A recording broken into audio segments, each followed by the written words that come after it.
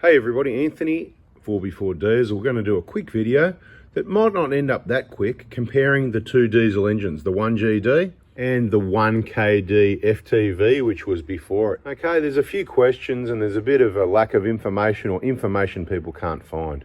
First thing some people ask is, why have I heard about so many cracked pistons?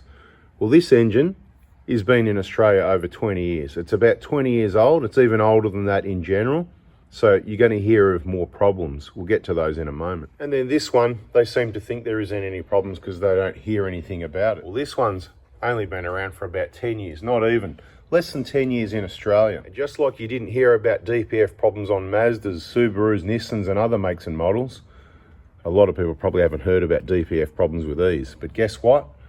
Most people have heard about the class action. I think that's enough to confirm that there might have been some DPF problems. But we're not going to waste too much time crapping on about that. What we are going to do is a comparison between the two engines, not the vehicles. The vehicles are the same. Let's just say, for example, they're both 150 Prados. It's the same running gear. It's the same wear and tear items on the rest of the vehicle.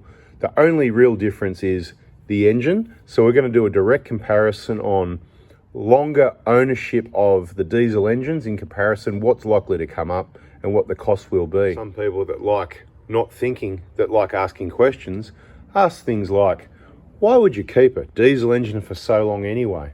Well, you know, funny thing is trucks, tractors, farming equipment, all this sort of thing, they're all diesel engines and traditionally they just keep running. Now, I'm not knocking petrol engines. In a lot of circumstances, they'll last even longer. I'm not saying the diesel engine's the best option, but for full driving, remote touring, better fuel economy, diesel is definitely the option for a number of reasons we've talked about in other videos, so we're not going to do that now. Why would you keep it so long?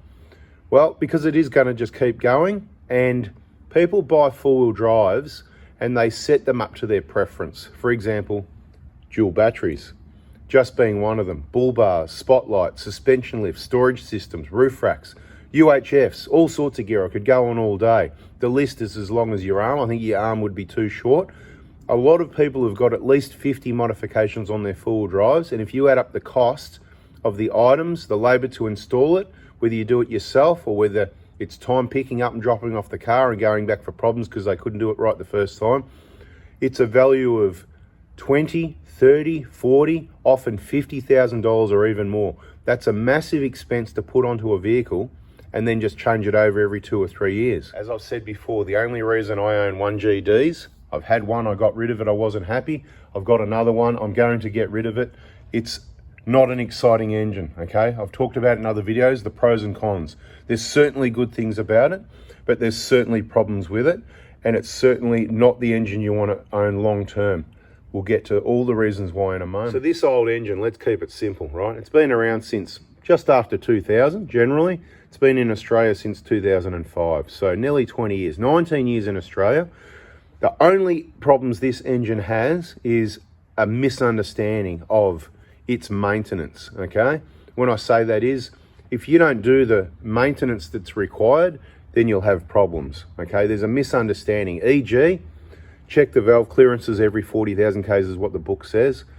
The workshop manual, the genuine workshop manual in bold writing is very cautious about risk of contamination to the fuel system, you know, sort of, it's almost don't do that. But then if you follow the service book, it wants you to take off the fuel pipes, remove the injectors and reseat them every 40,000 kilometers, which that doesn't need to be done. But if it never gets done, the injector seats will leak and it causes some problems. It can block the oil pickup. It's all very rare, okay? It's all very rare, and it's all certainly avoidable by following the required maintenance program, which we've shared on our YouTube channel many times. It's certainly much more likely that this engine would have a DPF problem than the other engine is going to crack a piston, okay?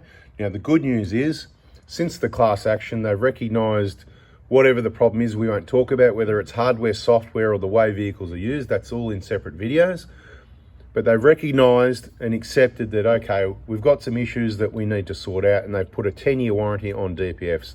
So that's awesome. You're not going to have any expense of a DPF replacement for 10 years. After that, who knows? Just remember, DPFs are expensive. You might want to get a price on that. and it doesn't guarantee it's going to fix your problem permanently. So how many lots of that money have you got put away? Something to think about for the longer term ownership. This is another reason why on our 1GD, minimal modifications, everything's reversible, remove it, sell the vehicle, put it back in an old 1KD. Beautiful. Some people are saying, but what about the injector problems? Well, we've already touched on that. Injector seats leaking because of a lack of maintenance or the wrong people worked on the vehicle. That's not an engine problem. That's a people wreck the vehicle problem or wrong maintenance problem. If you do the wrong maintenance on this engine, something even more simple. Put the wrong oil in there. Say you put the oil for the 1KD engine in this engine by accident, do you reckon you might have DPF problems? Do you reckon that might have happened with some of the Toyota dealers with the kids doing oil changes, and that could be the cause of some of the DPF problems? You reckon it's a possibility? Would anyone ever make that mistake? What about bulk oil deliveries and they put the this oil in the DPF oil container at the dealership? That couldn't happen, could it? Certainly not. Just like it wouldn't happen at a servo. It's called a shandy, commonly known as a shandy. They wouldn't put the wrong fuel down the wrong hole, would they? No, of course not. But look, I think we can agree that both engines have got injectors. All the injectors are wear and tear items on diesel engines, full stop, okay? So there's not injector problems. It's once injectors get worn, they're not working correctly, whether it's blowing smoke, running rough. This engine also has injector problems. The 1GD injectors are a very high selling item. Again, lots of things you might not hear of because, like I said, the vehicles have only been around 9 years. A lot of them stay in the dealerships. That's what I recommend because you're going to have problems and it's your best chance of having things covered under warranty. There's a few other expensive problems maintenance-wise within this engine. If you're going to keep it longer, we're going to get to those in a moment. So now that we've eliminated injector problems, it's just wear and tear or people that have worked on the vehicle. If you follow the program, the correct program, that's my program, you've got no injector problems. You've actually got no problems with the engine. They don't leak oil. They don't burn oil. They don't blow smoke. You do the maintenance, you do the injectors when they're due, stuff like that. There's no issues. There's nothing that's going to pop up with this engine. If you follow the BFE kit, any of the noisy bearings and things that are bolted to the engine that could let you down, like that bearing on the tensioner, that's not going to let you down. Timing belt, idler tensioners, all these things in here, they're not going to let you down. The water pump, even if it leaked, it's not going to let you down. To do a fair comparison, remember, not only has this engine got injectors that are wear and tear, it's also got a water pump that can and will leak also. Everything else on the engine is the same. So what's the big differences? Besides this one being a bigger engine, larger displacement, close to 3 litre, there's no replacement for cubic displacement. This is a 120 Prado, and it's got a 3 litre engine in it. This is a 150 Prado, much bigger vehicle. It's heavier, it's wider, it's higher. More wind resistance, more weight, smaller engine, 2755cc, and you can feel it. I can confirm that, and there's plenty of people that have owned both or do own both and confirm the same, and a lot of them say they prefer this engine over the smaller one. I wonder why that would be. It's more responsive off the mark. It doesn't have the lag. It performs really well. There is advantages. This one is smoother and quieter, having the timing chain, the hydraulic lifters, that sort of thing. So if you want smoother and quieter, seemingly better, then this is the engine for you. So on to the maintenance again. So the timing belt for this vehicle is under $100. And if you follow the videos, you can easily change it yourself. If you're smart, you get the BFE kit for about $700. And you do all the components, the belt, the idler, the tensioner, the water pump, the belts, the bearings, everything included in that BFE kit. That is maintenance. Maintenance can't be done on that one over there. Over here, yes, timing chain issues. Generally, if you take it in with a timing chain problem, I believe they need it for a few days. It's a few days work, right? That's what they tell people. It's a few days work. They need it for a week. They'll give you a loan car, all that sort of thing. So the kids are doing extensive works on your vehicle, pulling all this stuff off, right? Now, the components are expensive and the labor's expensive. We're talking thousands and thousands of dollars, okay? Probably more than an injector replacement job, to be quite honest. Now, early days, while the vehicles are young, they're probably going to cover these things under warranty again, I'd imagine, particularly if you've taken this engine and this vehicle to them for service. That will look good for you, and that's what I recommend. If you like to spend 20, 30, 40, 50 grand and set up a vehicle, then you probably want to keep it longer, and everybody loves their 120, 150 Prados with the 1KD FTV. They're awesome vehicles, probably some of the best vehicles ever built. And if you're going to do that and spend that sort of money, you're going to want to keep it longer because you still love it and it's well set up and it is your best option as far as economy, saving money, that sort of thing. Overall, definitely a great package until something better turns up. All right, so some of the other things that are going to cost you money on this engine that you need to be aware of. So I think we've established the other engine, it's pretty simple. You can follow the videos, do the maintenance yourself, a lot of DIY maintenance. This one is going to be a lot harder. I don't think you're going to be pulling the DP off, cleaning it yourself, chain. You know, you can get in and do the injectors on this, but again, it's a different design I've talked about in other videos. You're not going to have the blocked oil pickup problem, although that was a maintenance issue. This is a different design where you won't have the blocked. You might have injectors that are stuck that take days or forever to get out because there's no oil there and the corrosion around the injectors to the head locks it all in. Separate problems, okay? Things you don't hear about. Why don't you hear about it? Or we don't talk about it. Everyone takes it to the dealership. You know it's all top secret, don't you? You know, those places with the white and red, the red writing with a T, you know, it's all top secret, mate. You know, oh no, we've never, no, yours is the first one. Anyone heard that one before at the Toyota dealerships? Oh, yours is the first one, you know. Nah, you know, hey, do you have any DPF problems? No, not really, a couple. Have you had a cracked piston on a, nah, never. Yours is the first one. That doesn't happen. That's just online fantasies. That's people trying to bring down the brand. Stuff like that. Anyway, we're just having a chit chat here, right? This is things that I hear, things I read online, just sharing a bit of info. But we really need to get to the other costs. So I think we've established on the 1KD, it's just maintenance. Okay, now worst case scenario, one of these engines is to crack a piston. Whoa. You know, I think the biggest deal about this is, when people hear of it, it sounds like such a major expensive thing. It's more the cost and the fear that they're worried about instead of actually looking at the numbers that there's hundreds of thousands or millions, there's millions of these engines. There's hundreds of thousands of them running around on the roads in Australia every day for 20 years, right? And there's the odd one that gets a cracked piston. We're not going to go about the reasons why. That's in all the videos. You know, the flogged injectors, the chips, the tunes. There's always a reason, towing around in fifth and all that sort of thing, right? All contributors. Let's not go on about that. But when it happens, there's this, oh, you know, there's this panic. Is it going to happen to me? What's it going to cost? All this sort of thing, right? So basically, let's put it simple. It's very rare, and that's the only problem this engine can have. Now, we're not talking about the cars. You might have a fuel transfer problem. You might have a aircon compressor fail or an alternator or a starter motor. It's no more rare or common on these vehicles between the two engines. The whole vehicle, fair comparison, wheel bearings are the same, right? Everything's going to wear out the same. This one you can do the maintenance, so you're not going to have the timing issues. It hasn't got a DPF. It could have a cracked piston one day. Highly unlikely, very, very low percentages. And if you're smart and you've done the maintenance, you know about the VIP Gold Class cracked piston fund, and you cover yourself that way, or you make sure you got some spare money in the bank, because an engine for 10 grand, I tell you what, I think it's cheaper than a DPF and a timing chain kit. So something to think about. Yeah, a lot of yapping, but I tell you what, it's good info. So let's have a look at all the costs of this engine, okay? So comparing the engine, forget about all the ancillaries bolted on and the rest of the vehicle. That is fair's fair, it's a fair comparison. The engine itself.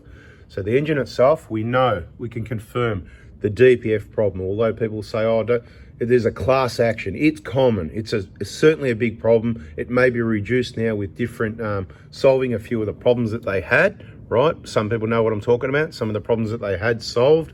We're not going on about that in the video. And of course, the way they're used, so they change the software package. This thing does a bloody burn every 250 Ks, and it's on the highway. It's just ridiculous, right? So there's passive regeneration and active. We're not going to go into that, but this is just all fully automated now, regardless of any readings. It just does a burn. It'll be the cleanest DPF you could ever find on any vehicle. Highway kilometers only, and it just burns. It's, you know, every 250 K, another burn, another burn. Anyway, let's not go on about that.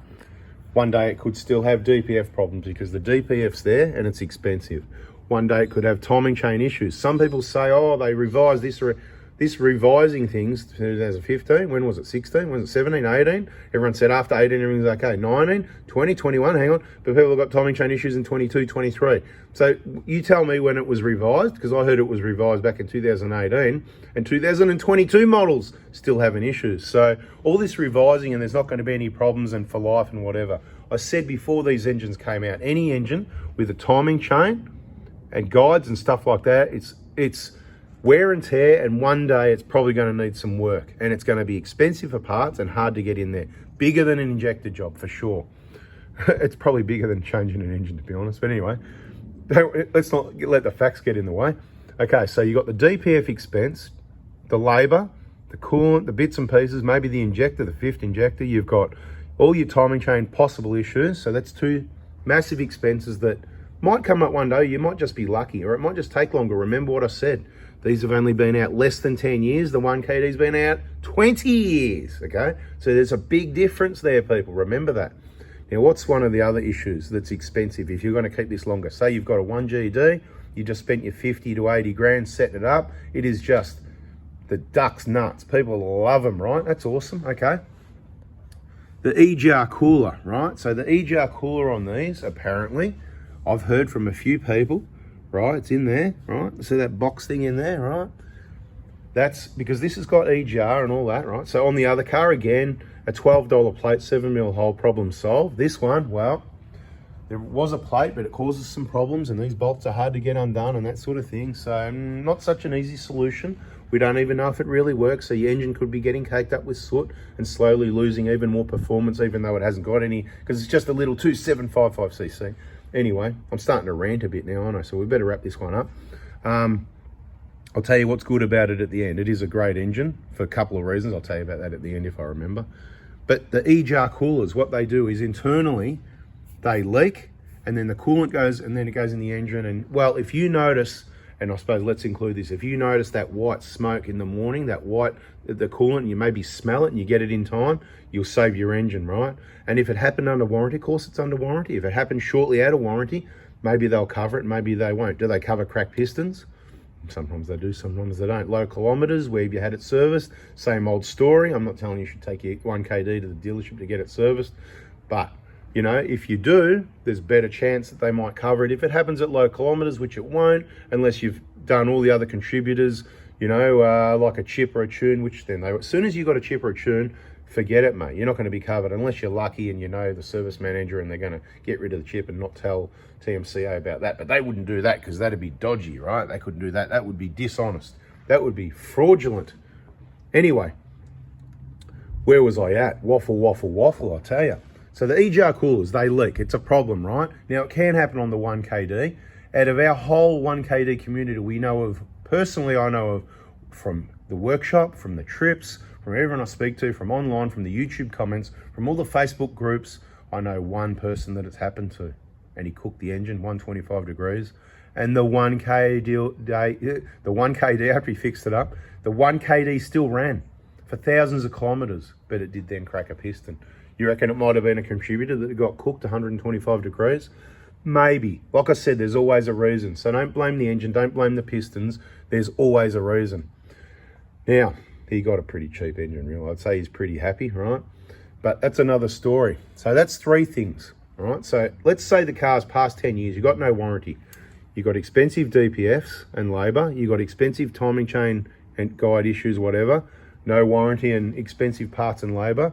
You've got an EGR cooler, which is probably $1,000. I don't know. I know a few people outside Toyota dealerships that have replaced them because they're leaking outside of warranty. Okay, so lucky they found those.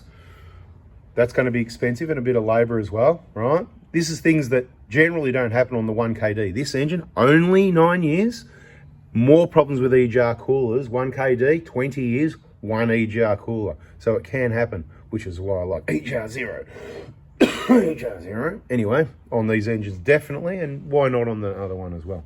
Right, now, the next expensive one that's come up, which is what motivated me to do this video, and there's a number of things. I can keep going, but are you depressed already because you've already got one? I'm sorry, I'm just giving you the facts. I did say 10 years ago, 1KD lasted the best, stick with it. I'll let you know, I'll get one eventually. I said, don't touch them. Do as I say, don't even do as I do. I waited till 2019 myself before I got one of these to test it out, and I wasn't happy. Got rid of that, got this one.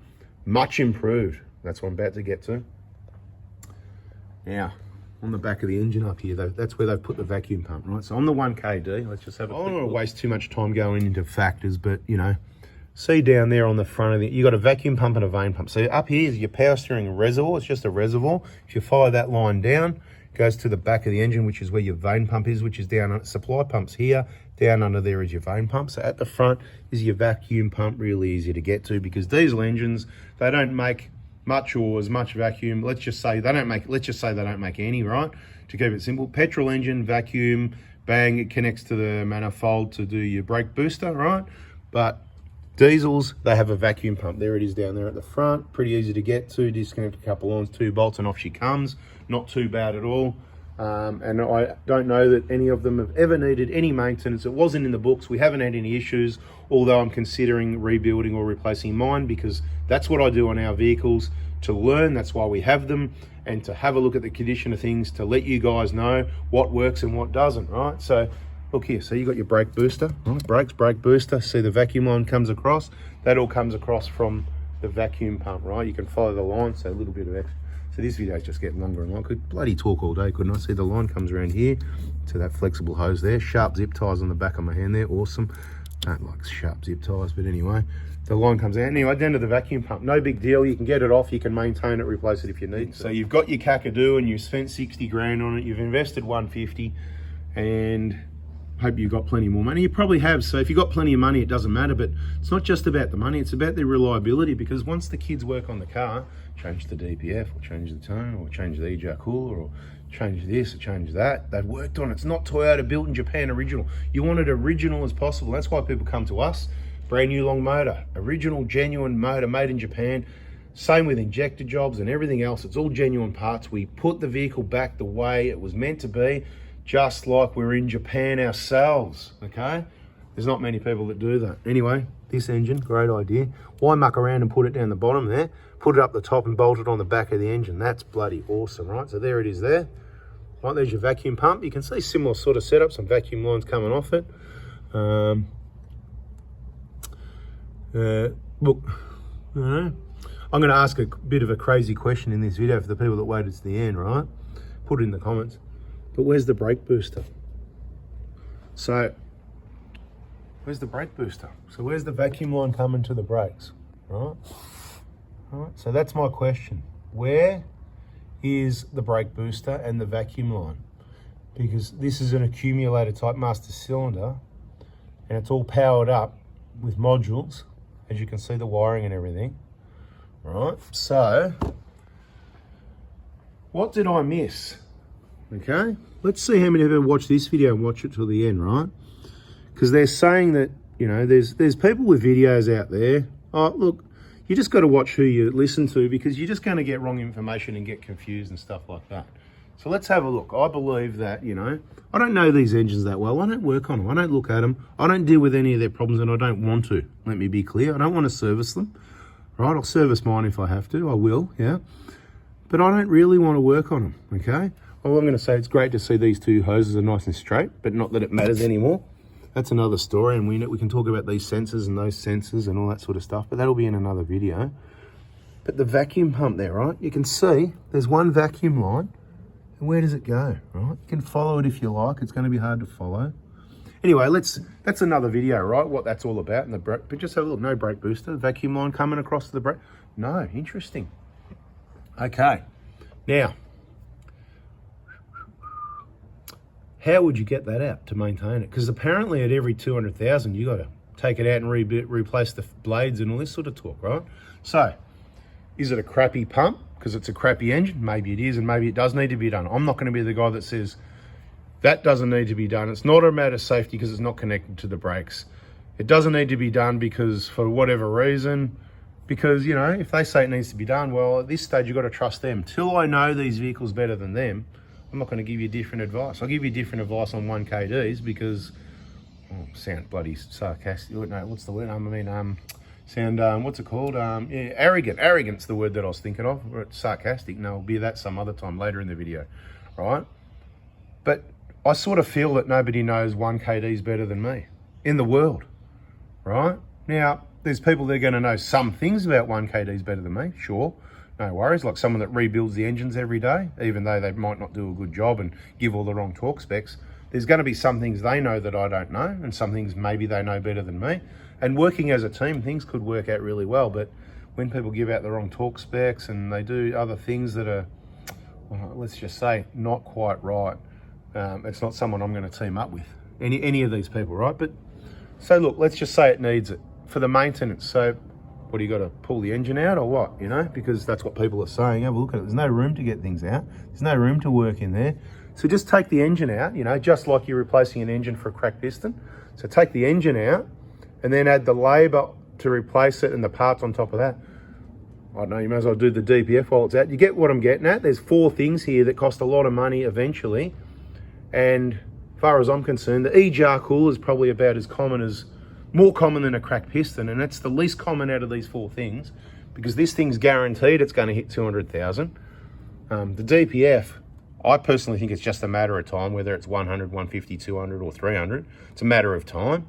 How much is a DPF? Get a price, put it in the comments. Ring up Toyota and get a price, give them your VIN number and say my DPF, the part is, just put the price for the part. Don't worry about coolant and labour. And then you've got your timing chain possibilities, and we haven't even started, there's other stuff as well. Isn't that enough? I've waffled enough. It's each to their own, whatever engine you want. What do I like about it? I told you. The early engine, it didn't have the lag this one's got. They've put I call it the remap, right? More power, more torque. They've put a bigger turbo. You put the foot down, it doesn't move for a while. You're waiting around a few seconds, it seems. Like you're sitting there, you're around about, yeah, all clear. Put the foot down, hang on, nothing's happening. Hang on, cars are coming. Hang on, get going, would you? And then it takes off like a rocket, right? So once the revs hit about 1,500, 2 grand, it just rockets off, man. Just about chirps them, right? So definitely it launches once it actually gets going. It's got a little bit more power and acceleration than the older one, that's for sure. And I do drive both of them, so I can compare them and that sort of thing. I don't like the way it's very revvy and like that. It's, what's the word? Really spirited kind of, you know, if you drive like that, you probably love it, but I don't like the way it is. It's halfway between a diesel and a petrol, if you like. I like the low down torque of the diesel and that, and just build it up, you know, truck style.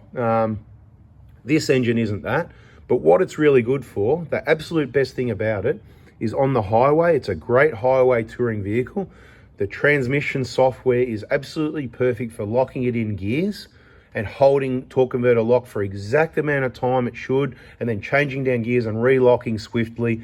It's bloody awesome, mate. From 2020, whenever onwards, right? Awesome. There is an issue with the software for the transmission clunking when you put it into drive and that. They've got a fix for that. There's a number of software updates, I think, because, as I said, these young guys are the piece of paper engineers and they just sort of get it all wrong. But anyway, never used to happen, this sort of stuff. And this is the problem with technology. More technology equals more problems. It's just a matter of time. Goes into the dealership, people get it fixed. You don't know about it. They don't talk about it. They just take the car to the dealership, right? That's why you haven't heard about it. It's all top secret. Never happened before. Yours is the first one. Anyway, what was I crapping on about? Yeah, so really good, the transmission software, and the torque. So it's definitely really got awesome torque. Torque's what I'm after in a diesel, in a full drive, in a vehicle. I love the low down torque and the turbo. So if I'm in low range, cruising up the hill, torque. I want diesel compression, bringing it down the hill slowly, beautiful. If we're out on the highway, I love the torque, keeping the speed up those hills. Just keep the speed because it's got the torque. This thing's got torque, it just pulls. Now the 1KD works well. I thought this was heaps better than the 1KD when I went, oh yeah, this hammers the 1KD, right?